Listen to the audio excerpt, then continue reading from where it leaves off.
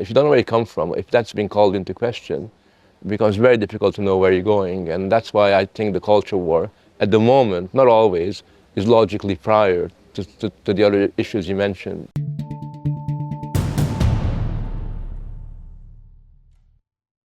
Furedi, welcome to How the Light Gets In. Pleasure. So you've had lots of different roles in your life. You've been an academic, a popular writer, a columnist. Politico's called you Orban's left-hand man in Brussels. You run this lyceum. What do you see as your mission through all these different roles? Well, I think my mission changes with the passing of time because, the world changes quite a lot. So at the moment, I'm really preoccupied by what's called the cultural wars. I never thought I would. But given the fact that the distinctions between different parties almost have a civilizational character to them, I thought it's quite important that I play a role in kicking back. More importantly, I like to project an alternative where we explain, what the Enlightenment's values are, how relevant they are, and why we should not go down the road of this very polarized, identity-defined environment. Great, I'll ask you all about this culture war and civilizational differences, but I'd like another biographical point. You started out life on the far left as a Trotskyist, you describe yourself. Now you find yourself aligned more with the right wing of conservatism. What happened? How did you make that shift? As brief as possible. Well, I think I'm the same person I always was. I think of myself as a 1960s person. Always been obsessed with the importance of freedom. I think the world has changed, and the meaning of left and right and far left and far right are really empty concepts, they're zombie categories now. And what has happened is that I've become much more aware of the importance of preserving certain civilizational values, certain traditions. But I do it not I don't think of myself as right or far right.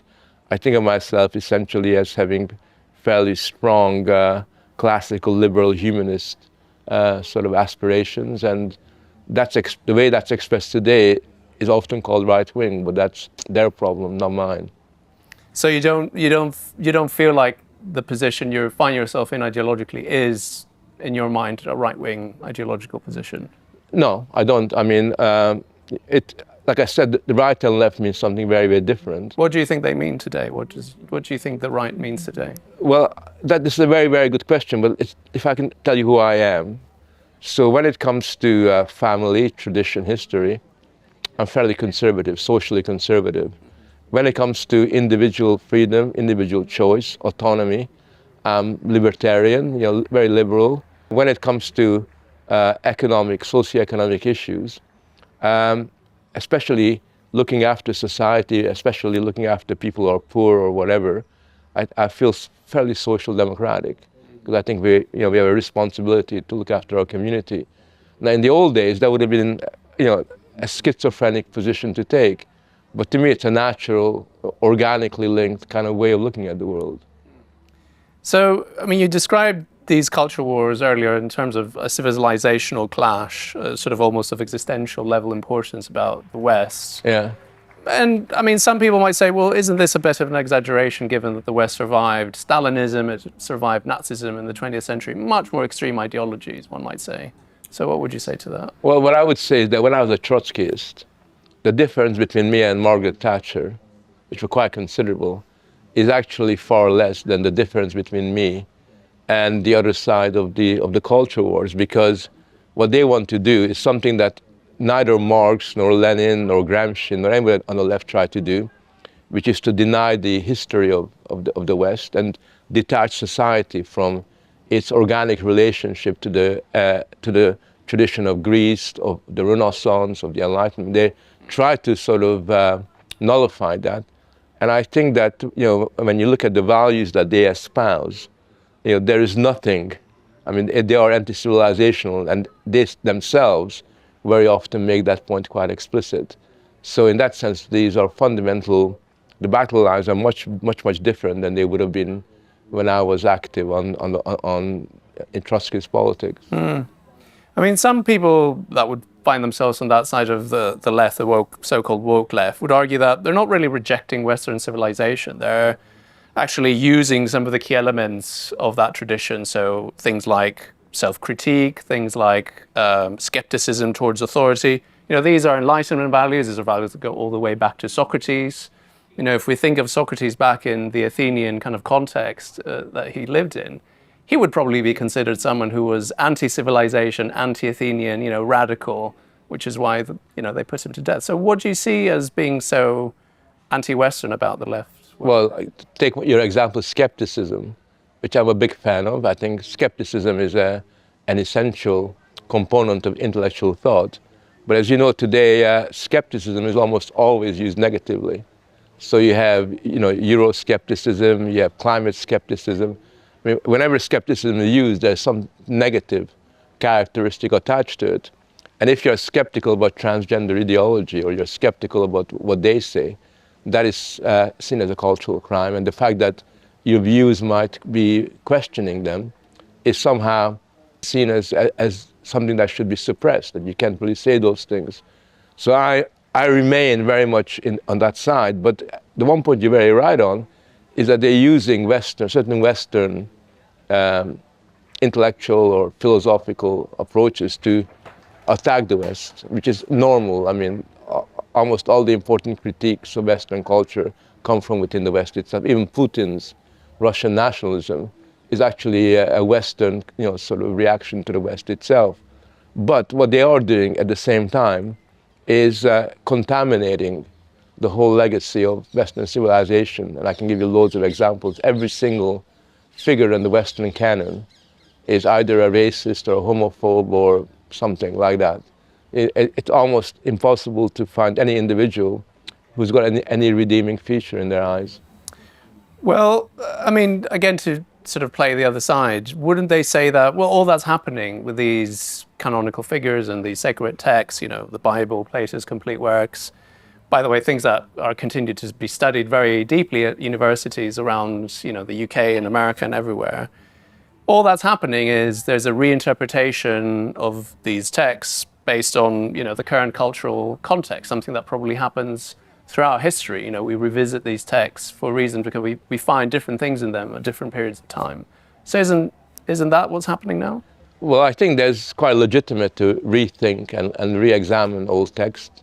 That's very different than the anachronism that is now used, where we project our values backwards and we almost treat people like Shakespeare or Chaucer as if they are our contemporaries and subject them to our values. That's new, that's totally new, never happened before. And therefore what they're doing is a kind of reading history backwards to the point at which the temporal distinction between the present and the past has become eroded. And what they're doing is they're fixing the problems of the past rather than dealing with the challenges of the here and now.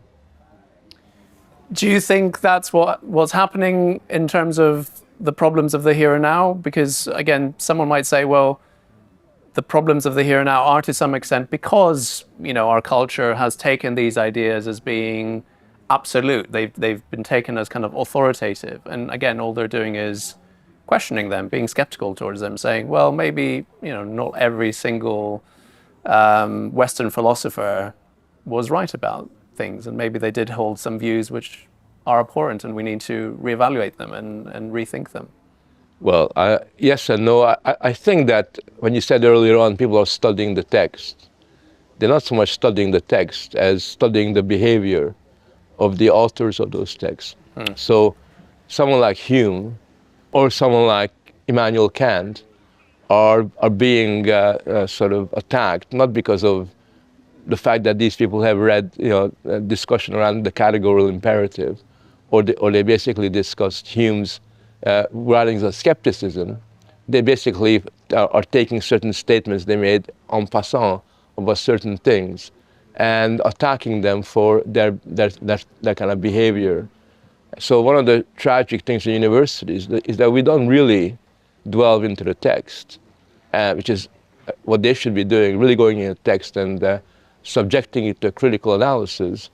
We are assessing the authors of the text in terms of their psychology and their motivation and their behavior. Do you think that's really going on? I mean, if we went to an undergraduate syllabus today of like the University of Cambridge or the University of Oxford, are we not going to find these texts as being part of the syllabus and students being examined on them. So, whether they like it or not, they have to read and study them. Well, yes and no. I'll give you an example. I got an email from a first year at Oxford because she came to one of my talks, and the email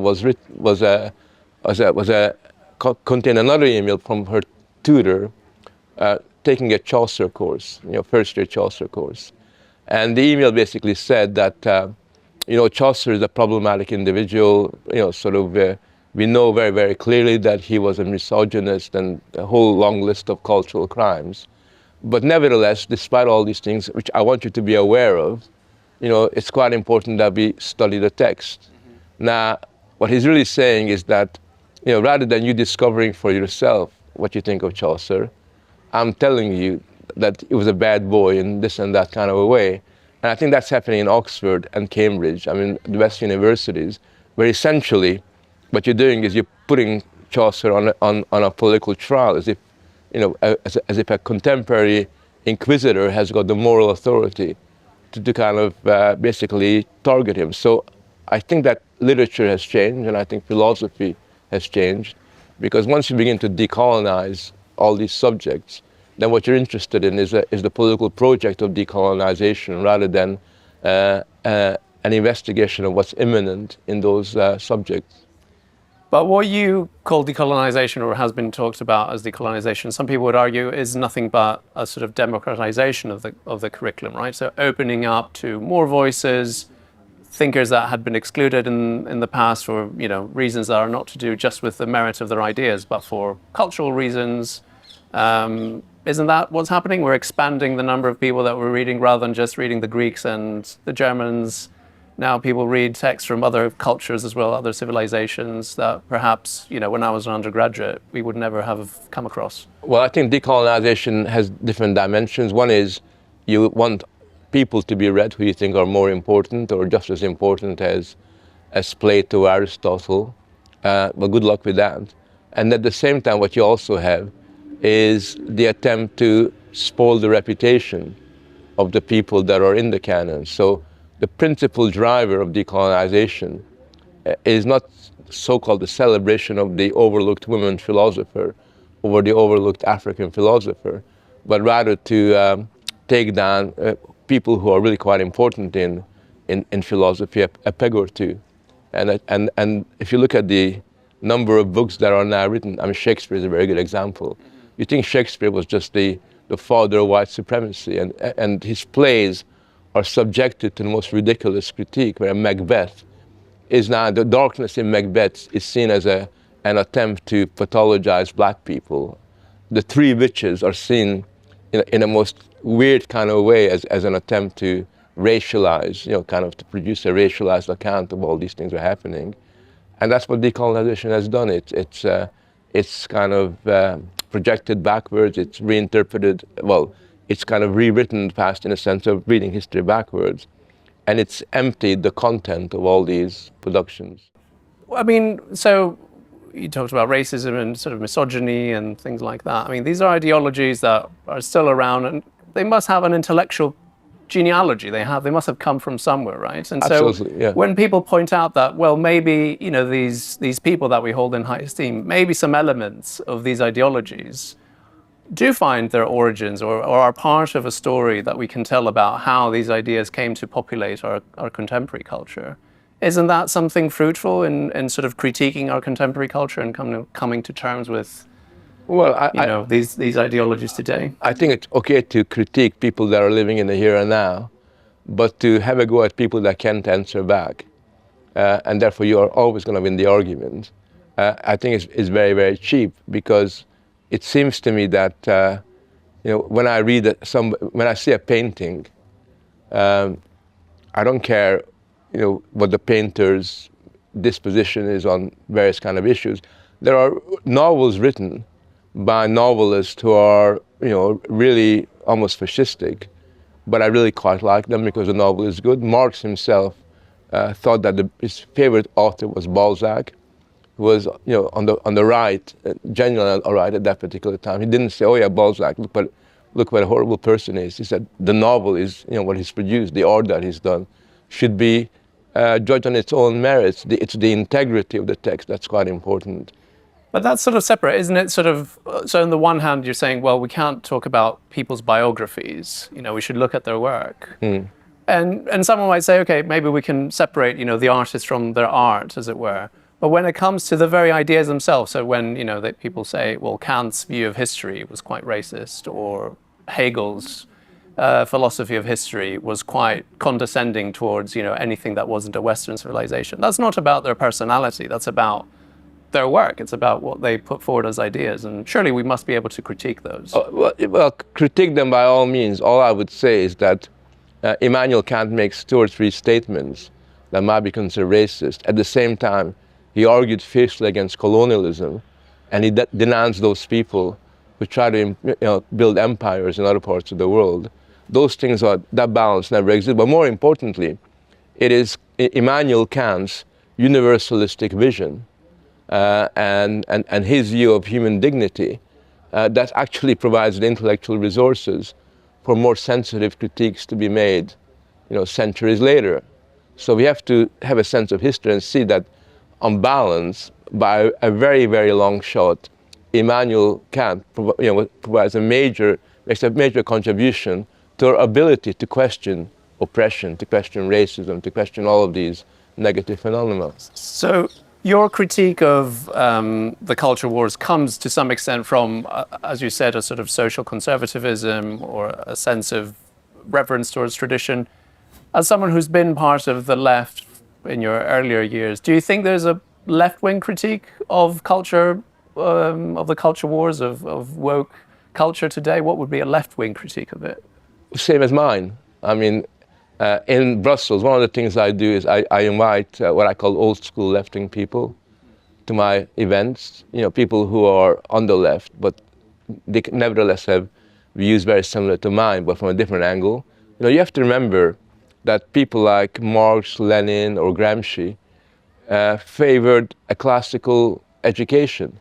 When Mussolini came in and tried to get rid of classical education, like Latin, teaching Latin and Greek, Gramsci's son said, hey, Dad, I'm going to go along with Mussolini, at least insofar as I want skills are more important than what these old people said thousands of years ago. And Gramsci from Sardinia was in prison, writes back saying, actually, you need to study the classics. The Greek and the Latin language are the foundation of my culture. And this is a Marxist guy that says that. So there is a sensibility on the part of the left that we are standing on the shoulder of giants. I mean, that conception is just as strong amongst Enlightenment left-wing people as it is among people who are conservative. A criticism of this whole malarkey about culture wars is that it's a spectacle, it's a distraction from real politics, and what really matters is the economy. Back to your disagreements with Margaret Thatcher, economy, foreign policy, the erosion of democracy through the way that corporations have maybe found their ways into our politics. As an old, again, left-wing person, do you agree that the root of most people's problems lie in the economic kind of realities rather than these culture wars? Yeah, I think that when you talk to most people, I've done a study on this. Most people are worried about their economic circumstance. They're not worried about global warming. They're not worried about global terrorism or all the other things. They're worried about having enough money at the end of the month or having money in their old age. So it's the old problems. However, I don't think the culture war is a distraction, because if the culture war continues in the way it's going at the moment, it will undermine people's confidence and their self-belief to be able to fight for their interest in all the other domains of life. So to me... why is that? Why would that undermine their confidence? Because the way that the culture wars works from that side is to basically undermine solidarity, polarize society, and detach people from their roots, from their communities, to the point at which they lose a sense of meaning about who they really are. And when you feel morally and intellectually atomized in that kind of a way, it's much more difficult for people to get together and defend their interests than if you know where you come from. If you don't know where you come from, if that's been called into question, it becomes very difficult to know where you're going. And that's why I think the culture war, at the moment, not always, is logically prior to the other issues you mentioned. Do you see polarization as being also the responsibility of right-wing intellectuals or right-wing politicians to some extent, or do you see that as just being a reaction to what's happening on the left? It's a bit of both. I think that, unfortunately, the right, that you call the right, is the mirror image of the left. So, in reaction to identity politics, they adopt their own form of identity politics. And very often, people become caricature of themselves. And instead of just simply reacting to things you don't like and just saying nay when they say yay, or put a plus sign when they have a minus sign, which is very easy, but it's very Philistine. Instead of doing that, you need to develop your own view of the world. And to that extent, there is this unhelpful, very, very unhelpful kind of dialectical interaction between the two, where both sides essentially become caricatures of the other side. What about patriotism? You've said, you've argued that it's become a dirty word, but the worry seems to be, at least on part of the left, that patriotism and nationalism are very close to each other, and there's a slippery slope from patriotism to nationalism, and we all saw what that led to in the 20th century. Do you have a worry about that?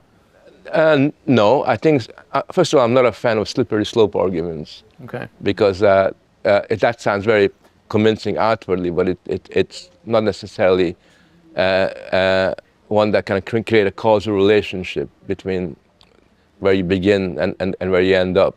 I think that it's interesting that the one identity that's pathologized is national identity. Every single identity is celebrated, more or less, although if you're Jewish, that identity is now on a lower level. If you're a man, that identity is not celebrated. But national identity is seen as being almost fascistic in the way that it's presented. And it seems to me that a sense of patriotism, having pride in your community, is quite essential. But having pride in your own community does not mean that you hate other people or that you have negative sentiments towards anybody that isn't part of your community. There's the logical leap between having pride in your community to being on the road to Weimar Republic and to Nazi Germany is really a fantastic one. There's no reason for that. Doesn't it sound like, in the rhetoric, if you think back to, I don't know, Trump's America First or the Brexit project here, it was very explicitly anti-other countries, anti-immigration. So it was about excluding the other in some way and sort of celebrating one over and above everyone else. Well, I was a big fan with Brexit. That was the only time in my life I ever won anything. So I was really pleased with that. And the reason why I was for Brexit is not because I'm anti-Europe. I'm European. I'm Hungarian. I speak French. I try to speak Italian. I'm more European than the Remainers are in terms of my own love of the continent and the culture. But I was for Brexit because I believe in sovereignty and I believe in democratic accountability. And it was a democratic deficit that made me want to promote and support that movement. So I don't think there was any, of course there are individuals who support Brexit who hate immigrants, who have chauvinistic ideologies, but every movement's got different sides. But I think it's unfair to see the Brexit moment as somehow this hatred for others as the main animating force. So I think one needs to be a little bit careful on this, because otherwise, if we basically discredit or try to discredit patriotism or having pride in your community, then you really are left in the air. And that's not a problem for you and I, because we can make our home anywhere.